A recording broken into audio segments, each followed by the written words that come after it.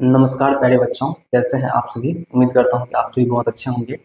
बच्चों, पिछले लेक्चर में हमने क्लास 12th मैथमेटिक्स की एक्सरसाइज 10.2 के लास्ट क्वेश्चन के रूप में 12वां क्वेश्चन सॉल्व किए थे। और आज के इस नए लेक्चर में सबसे पहले 13वां क्वेश्चन सॉल्व करना चाहिए, लेकिन नहीं, क्या है ना, 13वां क्वेश्चन जो है वो बहु 12वें क्वेश्चन की तरह है।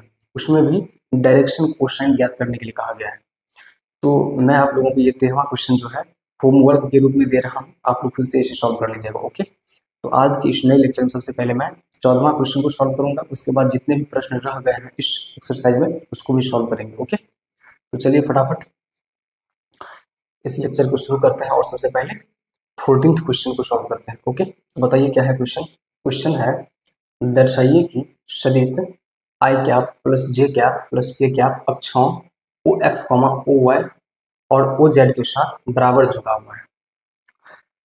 अब इस क्वेश्चन को 3D के माध्यम से आसानी से समझा जा सकता है। इस क्वेश्चन के सॉल्यूशन को 3D के माध्यम से बहुत ही आसानी से समझा जा सकता है। ओके, इसलिए मैं क्या कर रहा हूँ ना, एक 3D बना ले रहा हूँ। ओके, तो चलिए सबसे पहले एक 3D बनाते हैं।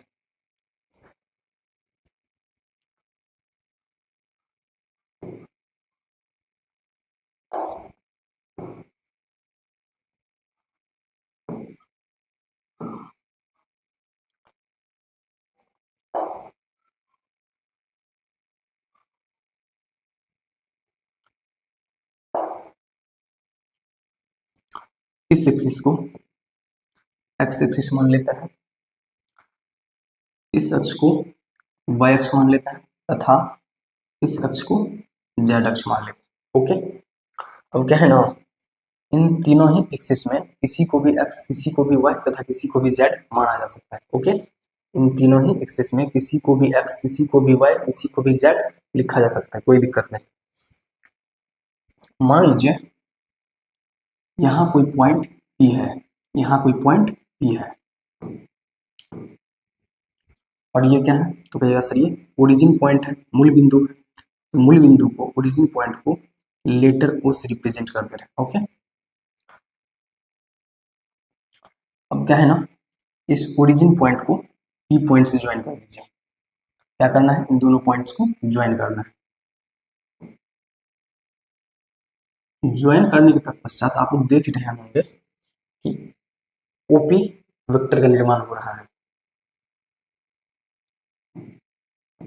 इन दोनों ही पॉइंट्स को ज्वाइन करने के तत्पश्चात एक ओपी वेक्टर का निर्माण हो रहा है। और ये जो ओपी वेक्टर है ना, ओपी एक पोजीशन वेक्टर है, ओपी एक स्थिति सदिश है, क्योंकि इस ओपी वेक्टर का इनिशियल पॉइंट जो है, इस ओपी वेक्टर का प्रारंभिक बिंदु जो है वो ओरिजिन पॉइंट है, इसलिए ओपी एक पोजीशन वेक्टर है। तो पिछले लेक्चर में मैंने आप लोगों को पोजीशन वेक्टर के बारे में समझाया था। तो बताइए पोजीशन वेक्टर क्या होता है। सुनिए, जिन वेक्टर्स का जिन वेक्टर्स का इनिशियल पॉइंट ओरिजिन पॉइंट, जिन वेक्टर्स का इनिशियल पॉइंट अर्थात प्रारंभिक बिंदु ओरिजिन पॉइंट हो, उन वेक्टर्स को स्थिति सदिश कहा जाता है, उन वेक्टर्स को पोजीशन वेक्टर्स कहा जाता है। ओके, तो क्योंकि ओपी वेक्टर का भी इनिशियल पॉइंट ओ है, प्रारंभिक बिंदु ओरिजिन है, तो इसलिए ओपी वेक्टर भी एक स्थिति सदिश है। और हाँ, ये जो ओपी स्थिति सदिश है, ओपी पोजीशन वेक्टर है, इस पॉइंट पी का स्थिति सदिश है। समझ रहे हैं ना, फिर से सुनिए, ये जो ओपी पोजीशन वेक्टर है इस पॉइंट पी का स्थिति सदिश है।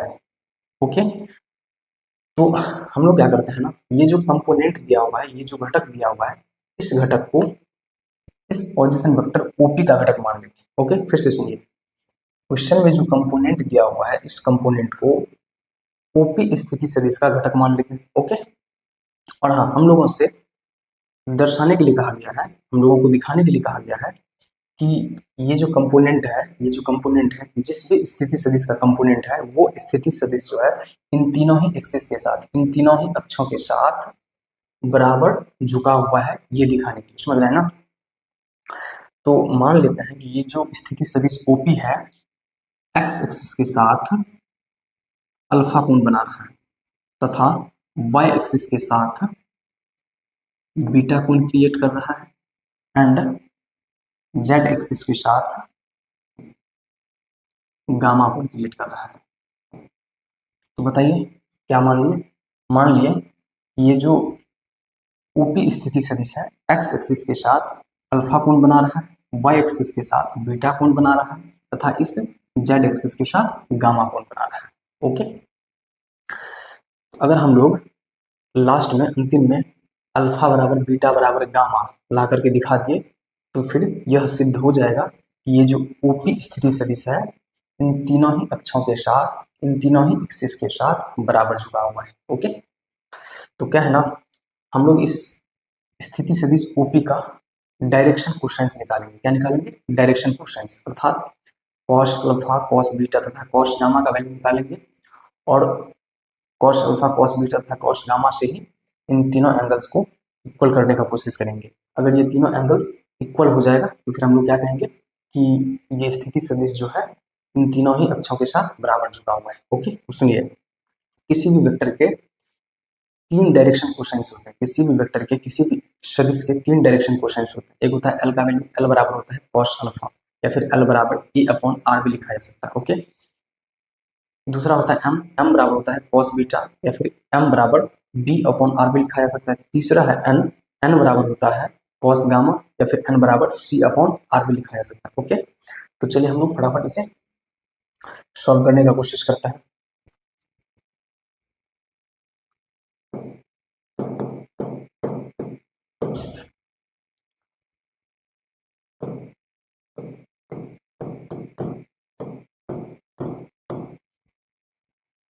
तो सबसे पहले हम लोग मान लेते हैं इस कंपोनेंट को स्थिति सदिश ओपी के बराबर मान लेते हैं। ओके, तो लिखिए माना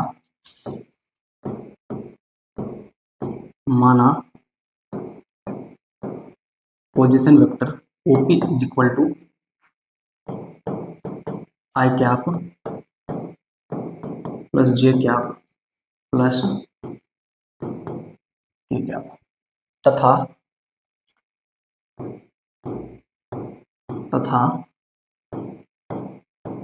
ओपी वेक्टर कॉमा एक्स अक्ष कॉमा वाई अक्ष तथा जेड अक्ष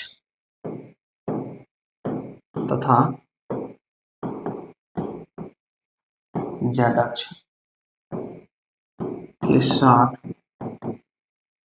क्रमशः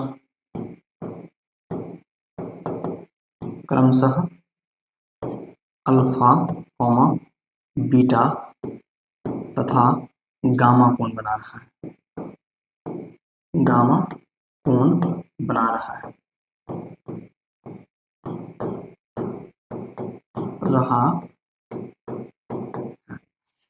तो सबसे पहले हम लोग इस कंपोनेंट को इस स्थिति सदिश ओपी वेक्टर का कंपोनेंट मान लिए। ओके, उसके बाद हम लोग ये भी मान लिए कि ये जो ओपी वेक्टर है, ये जो स्थिति सदिश ओपी है, एक्स अक्ष के साथ अल्फा कोण बना रहा है, वाई अक्ष के साथ बीटा कोण बना रहा है तथा जेड अक्ष के साथ गामा कोण बना रहा है।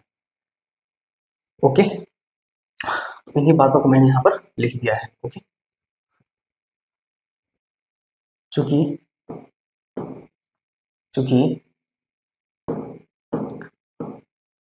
ओपी वेक्टर बराबर क्या है, तो ओपी वेक्टर बराबर आई cap plus J cap plus K cap है।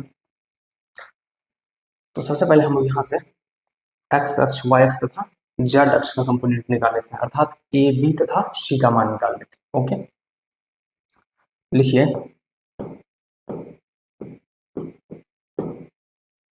उपयुक्त सदिश से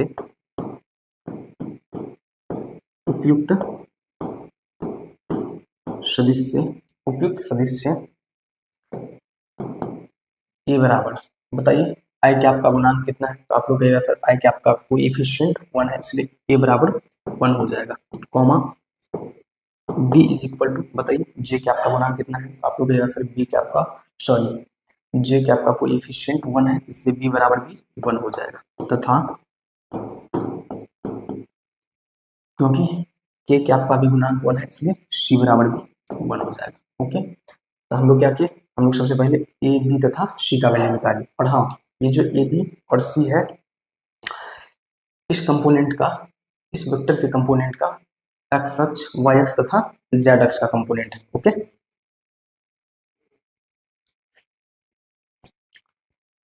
अब हम लोग इस वेक्टर का मैग्नीट्यूड निकाल लेते हैं। ओके, तो बताइए, लिखिए, अब लिखिए,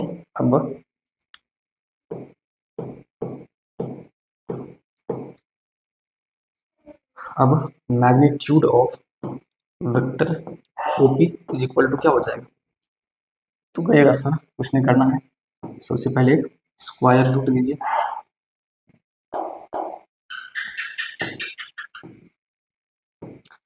बताइए आई कैप का गुणांक कितना है? तो कहेगा सर आई कैप का गुणांक 1 है, इसलिए 1 का होल टू दी पावर 2 कर दे रहे हैं, प्लस जे कैप का गुणांक कितना है? तो जे कैप का भी गुणांक 1 है, इसलिए फिर से 1 का होल टू दी पावर 2 कर दे रहे हैं, प्लस के कैप का गुणांक कितना है? के कैप का भी गुणांक 1 है, इसलिए फिर से 1 का होल टू दी पावर 2 कर दे रहे हैं। ओके,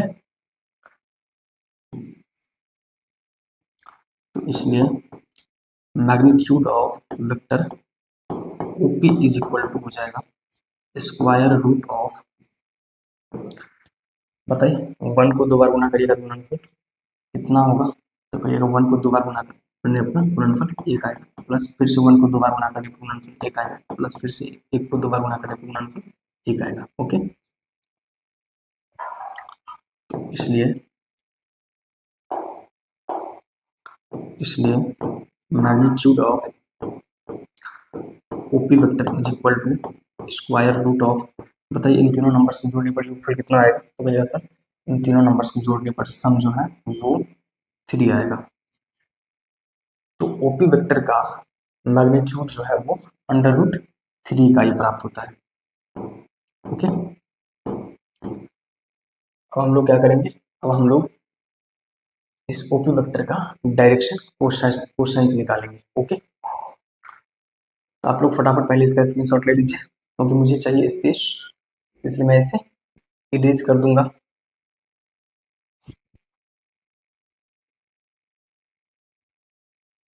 अब मैं इसे इरेज कर दे रहा हूँ।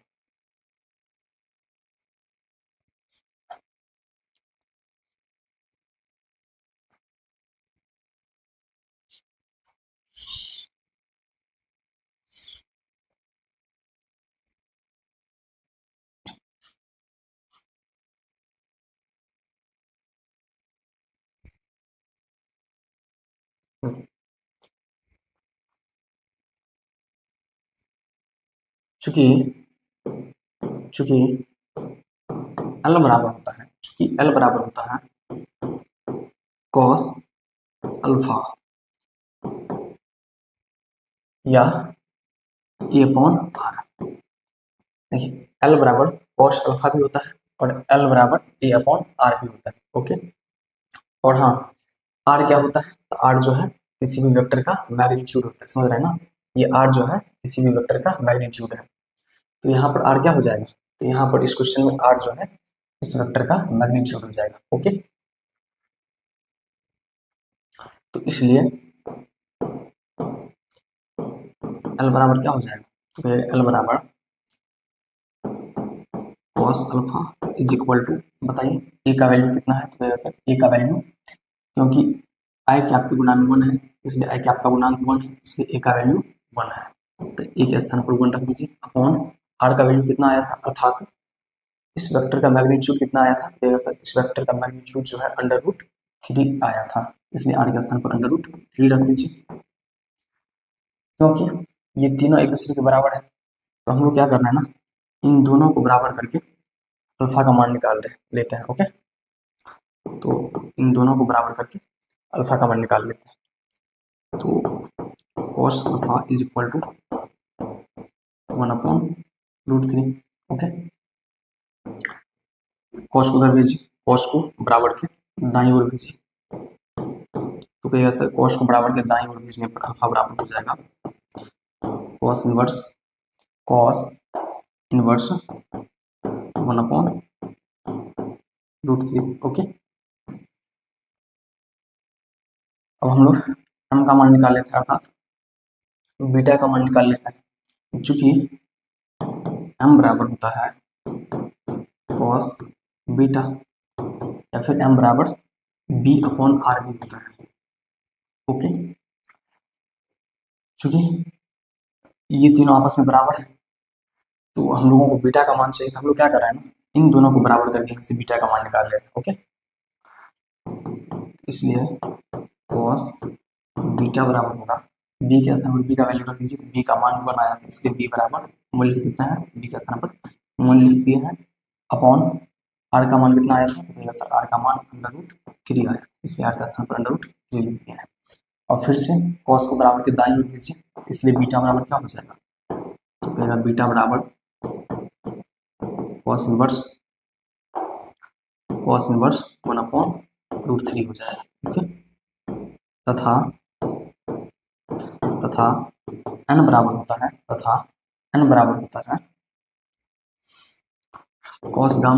cos गामा या फिर n बराबर होता है C/R। हम लोग क्या कर रहे हैं, इन दोनों को बराबर करके यहाँ से गामा का वैल्यू निकाल ले रहे हैं। ओके, तो इसलिए cos गामा बराबर हो जाएगा, बताइए C का वैल्यू कितना आया था, तो सर C का वैल्यू 1 आया था, इसलिए C के स्थान पर 1 लिख दे रहे हैं, और R का वैल्यू √3 आया है, तो इसलिए R के स्थान पर √3 लिख दे रहे हैं। ओके, जब cos को बाहर भेजिएगा तो यहाँ से गामा का मान आएगा cos इनवर्स 1/√3। तो हम लोग क्या देख रहे हैं, हम लोग देख रहे हैं कि अल्फा, बीटा तथा गामा इन तीनों का ही वैल्यूज समान प्राप्त हो रहा है, इन तीनों का वैल्यूज समान प्राप्त हो रहा है। तो आपको ना इसका स्क्रीनशॉट ले लीजिए, क्योंकि मैं इसे इरेज कर दूंगा। ओके, तो मैं इसे इरेज कर दे रहा हूँ।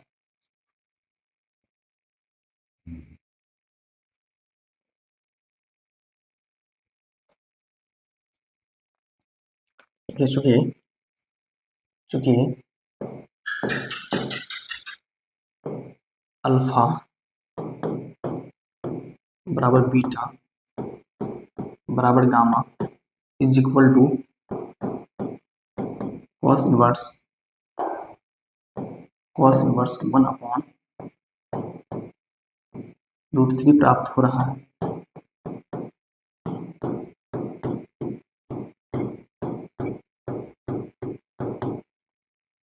तो हम लोग देख रहे हैं कि इन तीनों का वैल्यू जो है वो समान प्राप्त हो रहा है, इसलिए हम लोग बोल सकते हैं कि ये तीनों एंगल्स आपस में बराबर है। तो इसलिए हम लोग ये भी बोल सकते हैं कि ये जो ओपी, क्योंकि हम लोगों को इन तीनों को अल्टीमेटली बराबर करना था, तो हम लोग इन तीनों को बराबर कर दिए, इसलिए हम लोग बोल सकते हैं कि ये जो ओपी वेक्टर है, पोजीशन वेक्टर ओपी है, इन तीनों ही एक्सिस के साथ बराबर झुका हुआ है। ओके, लिख लीजिए अतः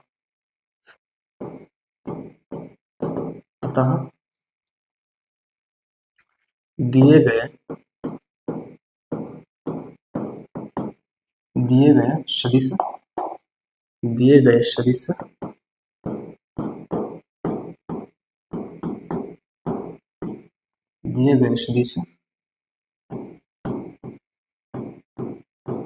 अक्षों O X comma O Y comma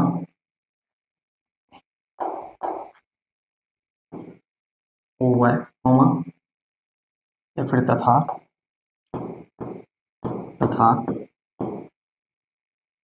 O Z के साथ,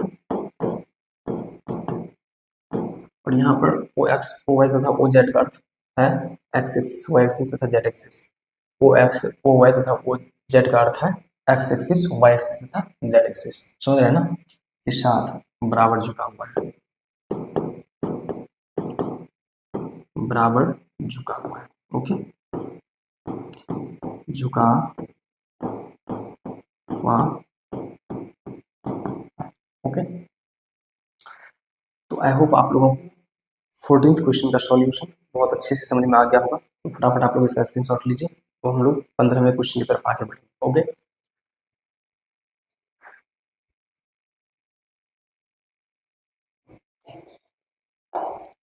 तो बताइए 15वां क्वेश्चन क्या है।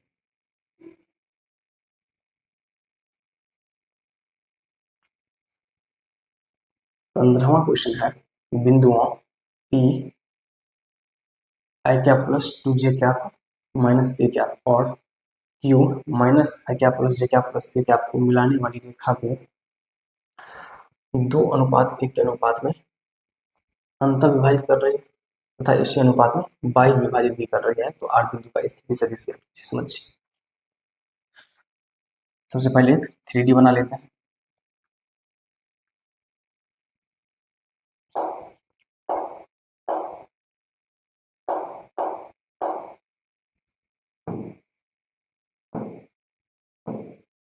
ओके, इस एक्सिस को एक्स एक्सिस मान लेते हैं,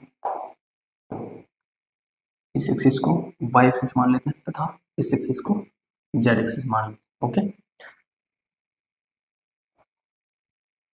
मान लीजिए कि यहाँ एक पॉइंट P है, यहाँ एक पॉइंट P है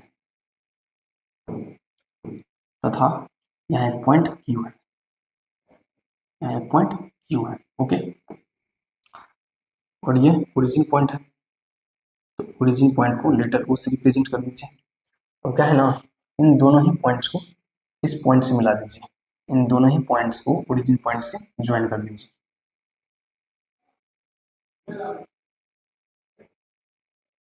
ओके, इसको इससे भी ज्वाइन कर देगा।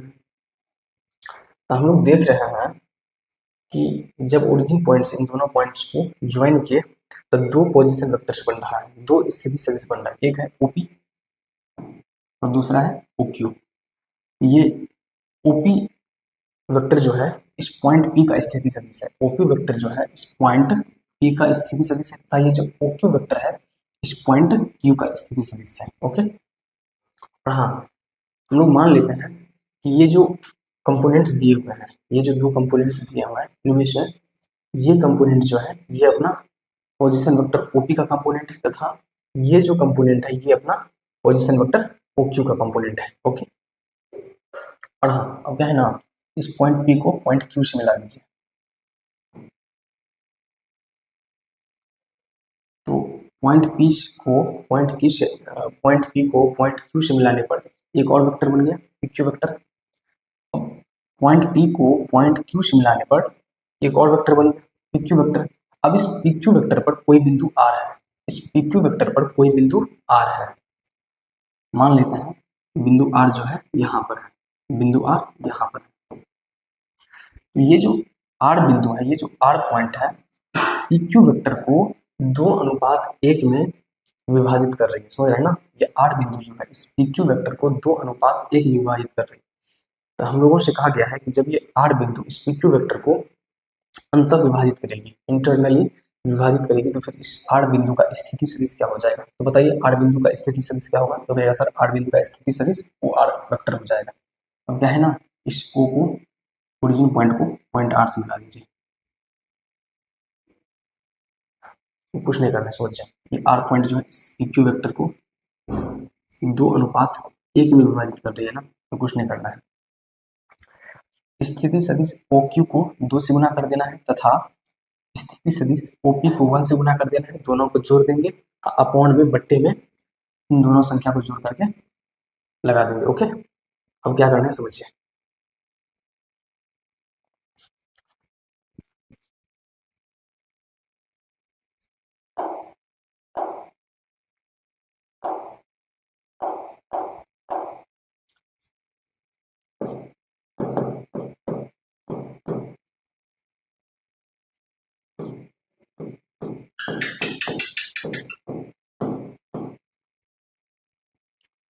सबसे पहले हम लोग मान लेते हैं कि ये जो वैल्यू का कंपोनेंट है, ये जो पहले वाला कंपोनेंट है ये स्थिति सदिश OP का कंपोनेंट है तथा ये जो दूसरा का कंपोनेंट है ये स्थिति सदिश OQ का कंपोनेंट है। ओके, लिखिए माना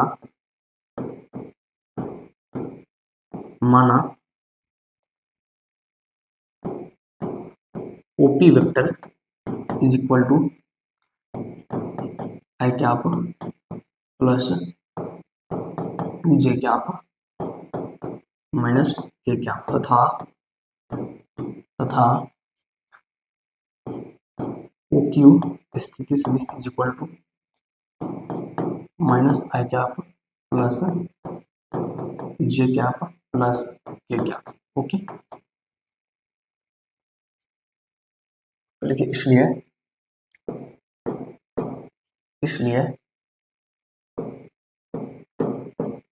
अंतः विभाजन सूत्र से अंतः विभाजन सूत्र से, तो क्योंकि हम लोगों को इस आर बिंदु का स्थिति सदिश निकालना है, तो आर बिंदु का स्थिति सदिश क्या हो जाएगा, तो आर बिंदु का स्थिति सदिश वो आर वेक्टर होगा। ओके,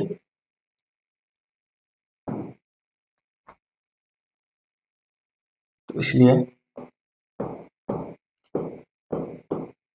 वो आर वेक्टर बराबर हो जाएगा, कुछ नहीं करना है तो फिर करना क्या है समझिए, इस 2 का गुना स्थिति सदिश OQ से कर देंगे तथा इस 1 का गुना स्थिति सदिश OP से कर देंगे और दोनों को जोड़ देंगे, बट्टी में इन दोनों को जोड़ करके लगा देंगे। ओके, चलिए, तो वो आर वेक्टर बराबर हो जाएगा 2 इंटू स्थिति सदिश OQ प्लस 1 इंटू स्थिति सदिश OP। ओके, और इसके बट्टे में इन दोनों को जोड़ करके लगा देंगे, क्या हो जाएगा 2 प्लस 1। इसलिए वो आर वेक्टर बराबर क्या हो जाएगा, तो आर वेक्टर बराबर हो जाएगा 2 इंटू, बताइए OQ वेक्टर का कंपोनेंट कितना है, तो कहेगा सर OQ वेक्टर का कंपोनेंट है minus I cap plus J cap plus K cap, plus 1 का स्थान पर 1 लिख दीजिए अपॉन OP वेक्टर का कंपोनेंट कितना है, तो कहेगा सर OP वेक्टर का कंपोनेंट है आई cap plus 2 J cap minus K cap, upon में क्या हो जाएगा, अपॉन में 3 हो जाएगा। ओके,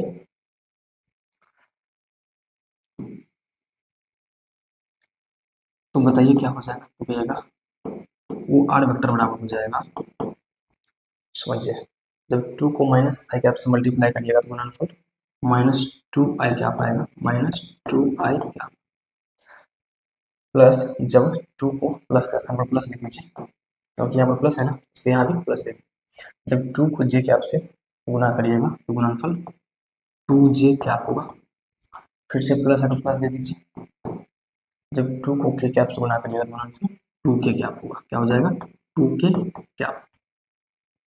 अब क्या करना है, अब इस 1 को आई कैप से गुना करना है, तो जब 1 को आई कैप से गुना करिएगा तो गुणनफल, अच्छा प्लस है तो प्लस दे दीजिए, और हाँ जब 1 को आई कैप से गुना करिएगा तो गुणनफल आई कैप आएगा, फिर जब इस 1 को 2 जे कैप से गुना करिएगा तो गुणनफल 2 जे कैप आएगा, और हाँ 1 से पहले प्लस है और के कैप से पहले माइनस, तो जब इस प्लस का इस माइनस से गुना करिएगा तो गुणनफल माइनस आएगा, तथा जब 1 को के कैप से गुना करिएगा तो गुणनफल के कैप आएगा। ओके, अपॉन में 3 लिख दीजिए, तो बताइए क्या हो जाएगा, तो कहिएगा O R vector is equal to minus का 2 आई कैप और प्लस का आई कैप, जब आई कैप में से 2 आई कैप को लेस करिएगा तो डिफरेंस माइनस का आई कैप आएगा, क्या आएगा माइनस का आई कैप। ओके, यहाँ पर 2 जे कैप है और प्लस का यहाँ भी 2 जे कैप है, एक मिनट कुछ गड़बड़ तो नहीं हो गया, क्या प्लस 2 जे कैप माइनस का के कैप, आई cap plus 2 J cap minus का के कैप, यहाँ पर है माइनस का I cap plus J cap plus K cap, कोई दिक्कत नहीं, ठीक है सब कुछ सही जा रहा है। तो बताइए 2 J cap plus 2 J cap क्या हो जाएगा, तो कहेगा प्लस का 4 जे कैप, उसके बाद यहाँ पर है 2 के कैप, यहाँ पर है माइनस का के कैप, जब 2 के कैप में से के कैप प्लस करिएगा तो प्लस का के कैप आएगा, अपॉन में 3 लगा दीजिए। अब क्या है ना, इन तीनों के बट्टे में बारी बारी से 3 के लिख देंगे। ओके, तो लिख दीजिए, इसलिए O R vector is equal to हो जाएगा माइनस का I cap upon 3 plus 4 J cap upon 3 plus K cap upon 3, क्या कि इस 3 को इन तीनों के बट्टे में बारी बारी से लिख दिया। ओके, अब हम लोग चाहें तो इसे इस तरह से लिख सकते हैं, कैसे, तो समझिए, इसलिए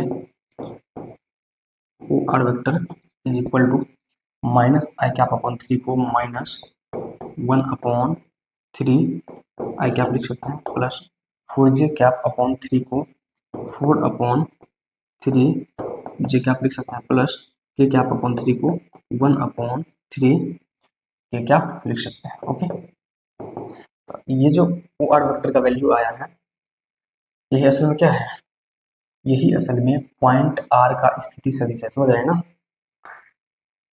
अंतर विभाजन के केस में बिंदु आर का स्थिति सदिश कितना आया, तो भैया सर बिंदु आर का स्थिति सदिश आया -1/3 आई कैप प्लस 4/3 जे कैप प्लस 1/3 के कैप। ओके, तो फटाफट आप लोग इसका स्क्रीनशॉट लीजिए। अब हम लोग देखेंगे कि जब बिंदु आर जो है PQ वेक्टर को बाह्य विभाजित करेगा तो उस केस में आर बिंदु का स्थिति सदिश कितना आ रहा है। ओके, तो फटाफट आप लोग इसका स्क्रीनशॉट लीजिए। अब मैं इसे इरेज कर दे रहा हूँ।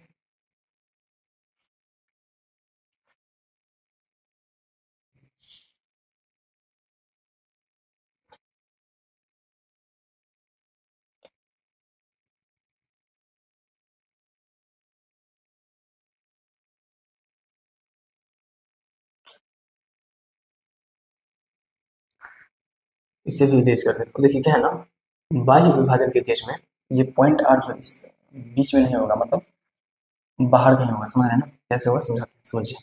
मैं इसे भी इरेज कर दे रहा हूँ।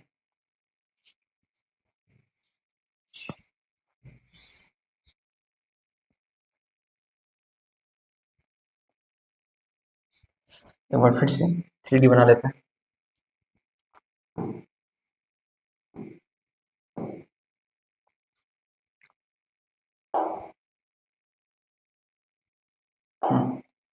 ये अपना एक्स एक्सिस, ये है वाई एक्सिस और ये रहा जेड एक्सिस। ओके,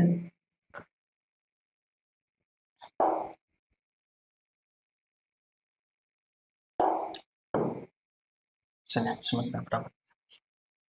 क्या है ना कि समझिए, मान लेते हैं कि यहाँ पॉइंट P है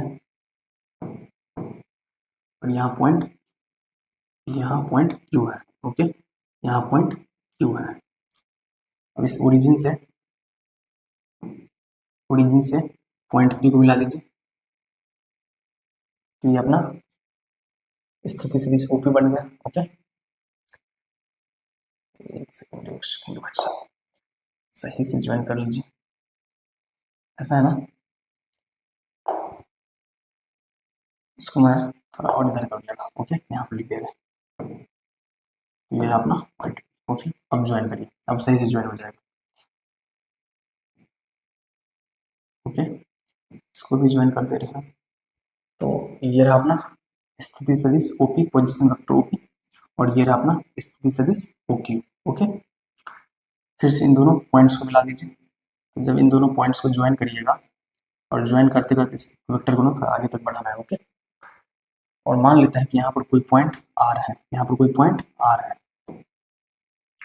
अब की बार ये R पॉइंट जो है इस PQ वेक्टर को, ये R पॉइंट जो है इस PQ वेक्टर को बाह्य विभाजित कर रहे हैं। समझ रहे हैं ना? बाहर से विभाजित कर रहे हैं। और हाँ, किस अनुपात में विभाजित कर रहे हैं, तो फिर से 2 अनुपात 1 में ही विभाजित कर रहे हैं। तो हम लोगों से कहा गया है कि इस बिंदु का स्थिति सदिश निकालने के लिए, तो कुछ नहीं, तो बताइए आर बिंदु का स्थिति सदिश क्या हो जाएगा। तो यहाँ आर बिंदु का स्थिति सदिश क्या हो जाएगा, वो आर हो जाएगा। ओके, तो फिर से हम लोगों को आर बिंदु का स्थिति सदिश निकालना है, लेकिन इस बार बाह्य विभाजन के स्थिति में। ओके, चलिए। अच्छा हाँ, 2 अनुपात 1 में विभाजित कर रहा है। चलिए,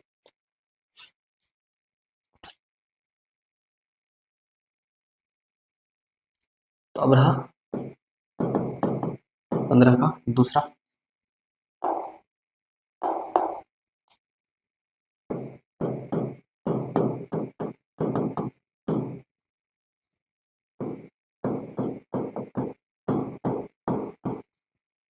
तो फिर से वही बात, स्थिति सदिश ओपी का कंपोनेंट, इस कंपोनेंट को मान लेते हैं। ओके, तो लिख दीजिए माना, फटाफट लिखते हैं जवाब। ओके, माना OP vector is equal to 1 I cap plus 2 J cap minus K cap, तथा O Q vector is equal to minus I cap plus J cap plus K cap. Okay, तो लिखिए इसलिए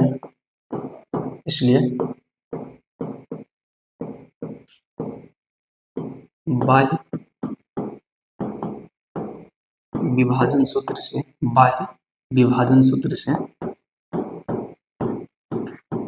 बिंदु आर का स्थिति सदिश क्या हो जाएगा? बिंदु आर का स्थिति सदिश वो आर वेक्टर होगा। तो वो आर वेक्टर बराबर कुछ नहीं करना है भाई, सब सुनिए। इस बार ना फिर से वही काम करना है, 2 का गुना जो है वो ओक्यू वेक्टर से कर देना है तथा 1 का गुना ओपी वेक्टर से कर देना है। और हाँ, पिछली बार क्या किए थे, ओक्यू वेक्टर में से ओपी वेक्टर को लेस किए थे, लेकिन इस बार क्या करना है ना, 2 से इसको गुना करेंगे, 1 से इसको गुना करेंगे और इसमें से इसको पिछली बार जोड़ दिए थे, इस बार इसमें से इसको लेस करेंगे और बट्टे में क्या करेंगे, 2 में से 1 को लेस करके लिख देंगे। ओके, तो क्या हो जाएगा, 2 into OQ vector minus 1 into P vector.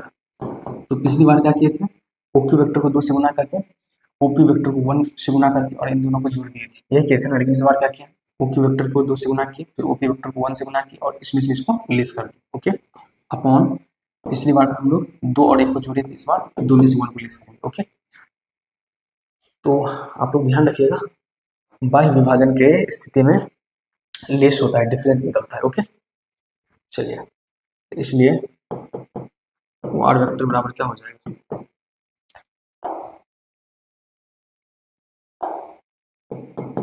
वो R vector is equal to 2 के स्थान पर 2 लिख दीजिए, इंटू बताइए ओक्यू वेक्टर का कंपोनेंट कितना है, तो सर ओक्यू वेक्टर का कंपोनेंट है माइनस आई कैप प्लस का जे कैप प्लस का के कैप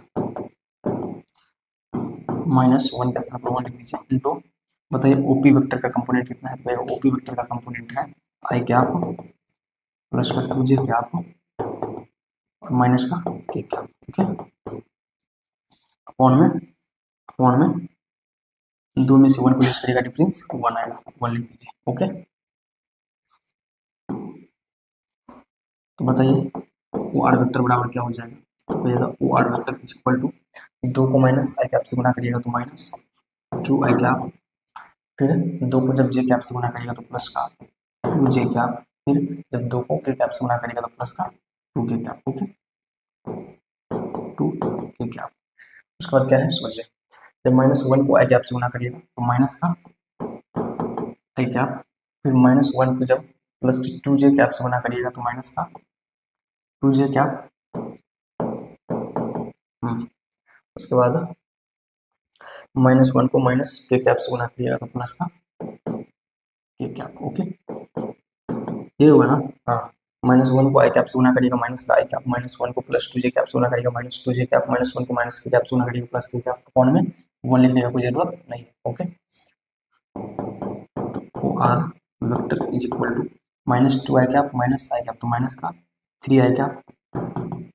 ओके, उसका plus 2 J cap minus 2 J cap, ये दोनों कैंसिल आउट हो जाएगा, समझ रहे हैं ना, ये दोनों क्या हो जाएगा, cancel out, plus 2 J cap minus 2 J cap cancel out हो गया। अच्छा, 2 के cap plus K cap, plus का 3 के कैप हो जाएगा, तो प्लस का 3 के कैप।